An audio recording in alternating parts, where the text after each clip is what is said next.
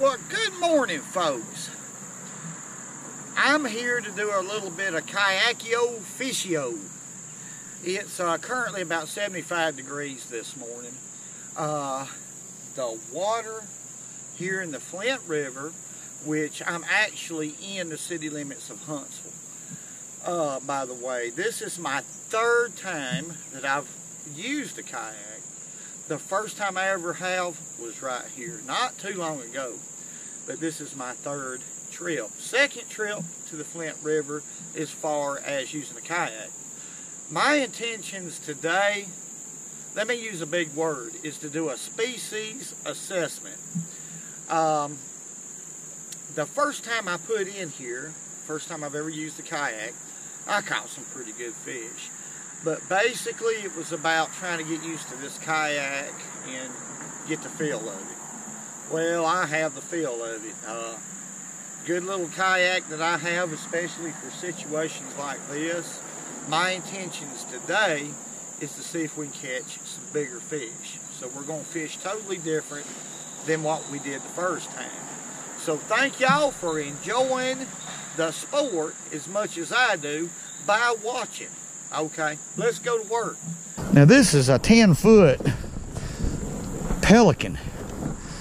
I think the beam width is 34 inches,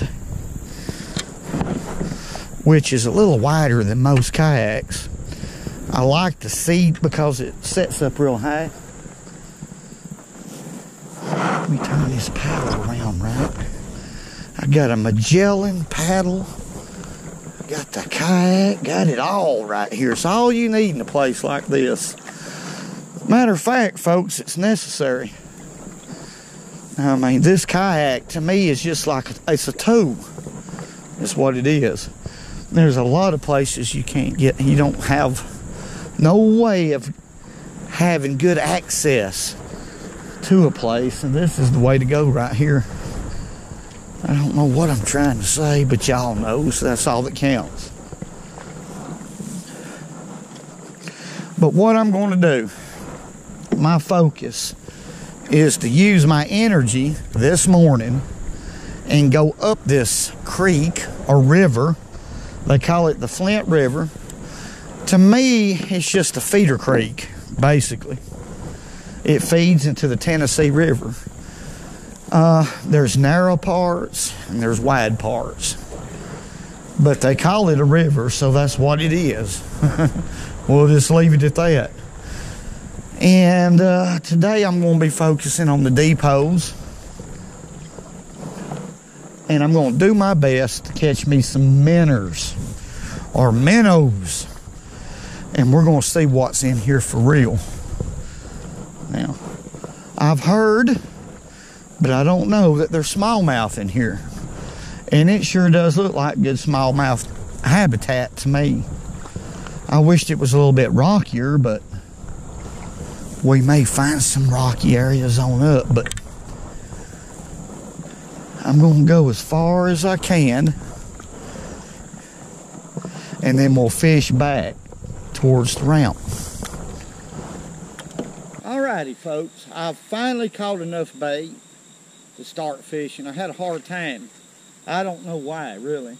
Well, the minnows that's in this shallow area right here, and the water is about that deep. I did find some, and they're creek shiners. It is the species of minnow I'm going to be using. They are not flashing where I can see them under this shaded area, so I had to really creep around to find them, to catch them. But we got enough. Now what we have right here, and I'll show you. Yeah, what we have right here is not very far from where I put in, but it's a deep, deep hole right here, right in behind us. And we have a little creek, this one, that's branched off the main creek, and one right here that's split in a little island right here. And they're both coming together like this. And then at the junction point of that, we have a big tree. Behind the tree is a curve, and we'll go on out there and see if that's where the fish are. But what I intend on doing is tying to that tree in fishing that curve because the water's really deep right there. Water's real low, so I'm wanting to fish the deeper areas. Let's see what we can do right here. Hey, there's no telling what's in here. We're gonna find out. I'm a little bit excited about it, tell you the truth. Well, I'm a whole lot excited about it. But we'll get on out in here and do it to it. Old Bursel's got a wide gap between his two front teeth, and the reason is because he used to eat a lot of peanuts. All right, folks, I found an excellent looking spot right here to catch a fish. Let's hook that big old minnow right in the nose and let's chunk him out there. If there's going to be a big bass anywhere, he should be right here. There's a bite. Ooh, I hope that's a good fish.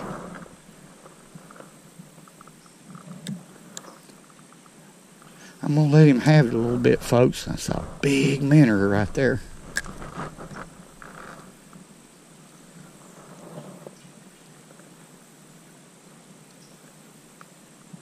All right, let's try him out.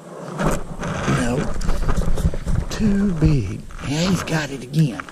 Y'all see that? And he's right there. I missed him. Let's see if I can see. There we go. I did catch a bass in here, old boy. Oh, me. I knew it was a good place. I couldn't let him fight much, folks. I missed him out there. And then when I missed him, I started reeling it in. I thought he got my minnow off. I'm excited. Little bass like this made me excited, but that's the way I'm at. That's the way I am if I'm in a new place. But that's a little spotty bass. I can't talk. I love this stuff. What makes this a good place right here, and I knew it was when I seen it, or had a high potential, is because of this creek behind us, right here. Now this creek, right here on this point behind this tree, they are some big, and I don't know what they are. They're either bluegill, red breast sunfish, or they could be shellcracker, but they're big. We're going to have to get a hook in one of them, but let's let this one go. Go on back. And I got a couple more minnows in here, and I'm going to throw them out there.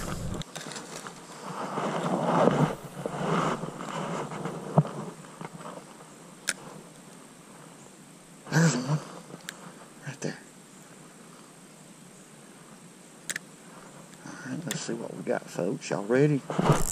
There we go. Oh, me. That's bigger than that. Yeah. What do we got right here? Could this be a smallmouth? Oh, I'm tickled to death right here. Look here. Woo-wee, a smallmouth. They are smallmouth in this creek. Now, I'm proud to catch that. Look at there, look at there, look at there. So it's true, there's smallmouth in this creek. Oh, I wished I'd have fished it hard two months ago. There he is. Thoroughbred small jaw fish. Whoa! Whoa! Folks, that's not much of a smallmouth, and I know it, but I was told, hey, Richard, there's a few smallmouth in this creek. If you can find them, you can catch them. Well, we found one. And we done it the simplest way, folks, you can do it. And that's with the forage that they have in this creek. They're used to eating it. If you want to know for sure if there's certain species ain't that pretty, let's let him go. That is a smallmouth. Okay. Let's revive him. He's been out of water yet. He's ready to bite my thumb. There he goes. I'm so far away from where those minnows are, where I caught them. And they're so hard to catch, folks. I may have to catch us a panfish or two, if y'all don't care. Alright folks, all I done was change reels. This is a Summer 2000, which I've fished with before, called a casking reel. I keep forgetting the name of it. It's kind of a funny name. Well, 4-pound test, and I put it on the same rod, ACC crappie stick, 5.5 footer. And in here I have me some red worms, so we're gonna make the trek back. You know, folks, the truth is, I told Bursell one time, and I meant this from the bottom of my heart. I told him, I said, don't be a doubting Thomas. You never know until you try. Okay.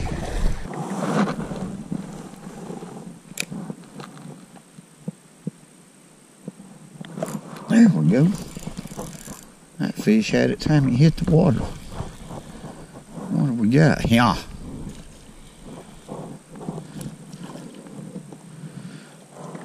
Now that's a pretty good little bluegill right there.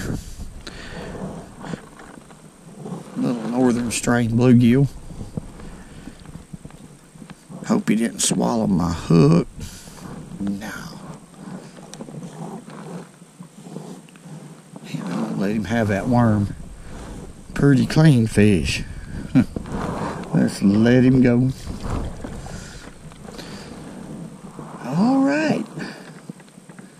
Learning a little bit about this creek. I know it's full of them little bluegill like that. Well, that seems to be the spot right here up under this leaning tree. About right in there. Let's make another cast. There's another one. That quick.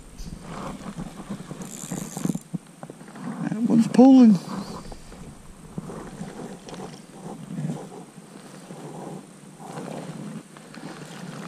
Another one. I tell you what, folks, you could absolutely fill up a 5-gallon bucket just right here where I'm at. That's a northern strain bluegill. I found the mother lode right here. And all it is, there's a leaning tree right here, and I'm back in off the river. Kind of like a little canal off of it, or cut, you might say. And it is full of these. Let's make a cast right there. See, it's just, I mean, one after another one. Another bluegill.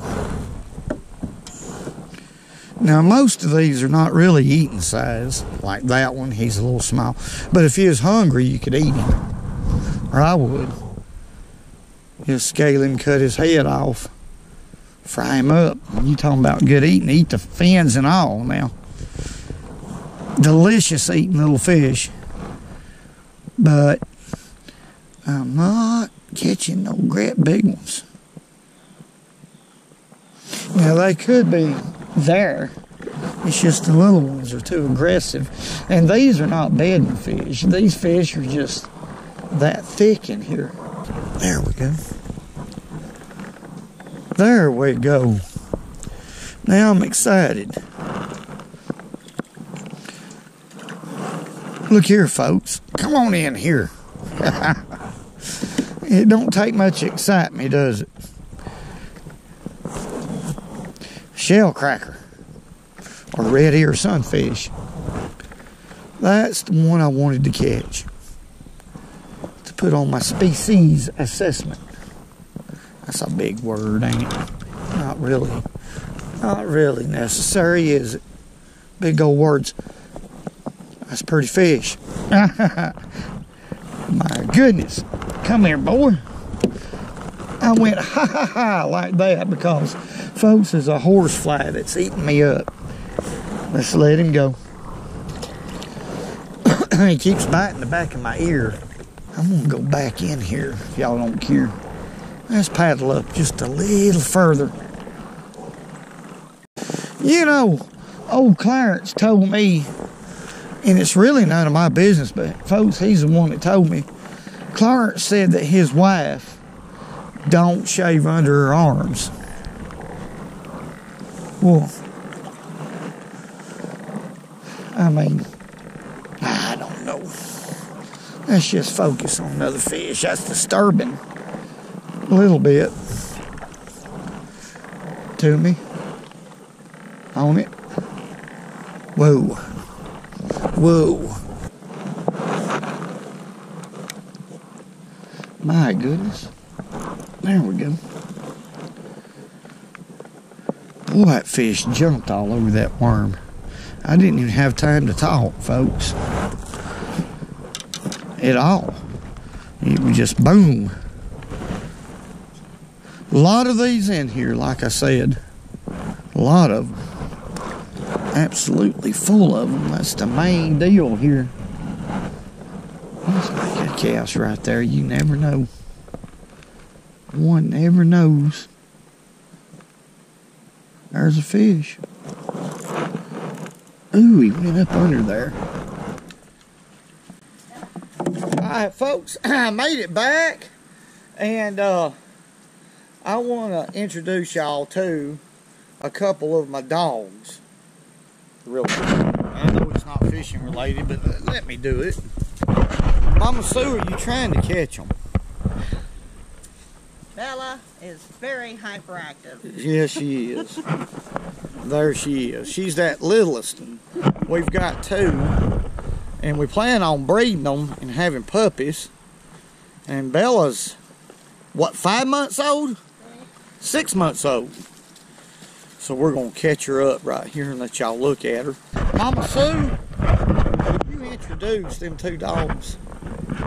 This is Boomer. That's Boomer dog. Boom dog. He's the male. He's the male. And this is Ballerina. Ballerina. She's the female. She's the female. Now, folks, we like to lost this puppy right here. What she did is she swallowed a penny, and it poisoned her system.